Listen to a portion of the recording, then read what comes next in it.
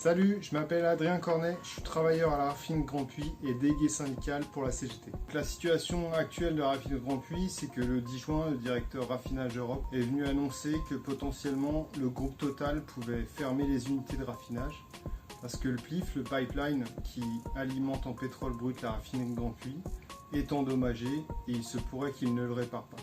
Alors ils mettent en avant le coût trop élevé, aux alentours de 300 millions, mais il faut savoir que le groupe Total a versé 7 milliards de dividendes pour l'année 2020 pendant la crise qui est équivalente à celle de 1929.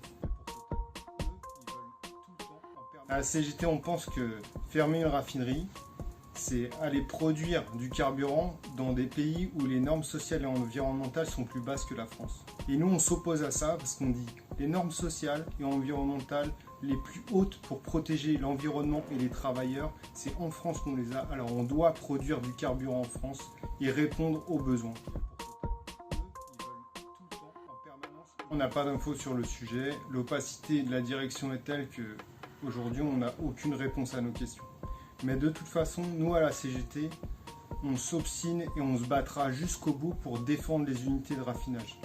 Elles répondent à un besoin réel de l'Île-de-France en carburant et c'est l'outil de travail qui génère le plus d'emplois dans la région qui en a grandement besoin.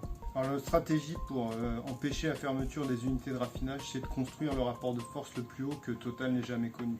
Ça veut dire appeler les travailleurs Total et sous-traitants à s'unir dans la grève pour mettre la pression au groupe. C'est aussi appeler les travailleurs du département, leur faire prendre conscience que quand on supprime un emploi Total, c'est 5 emplois directs et indirects qui sont concernés. Ça veut dire une casse sociale sans précédent pour le département de Seine-et-Marne. Il faut que toute l'Île-de-France en prenne conscience.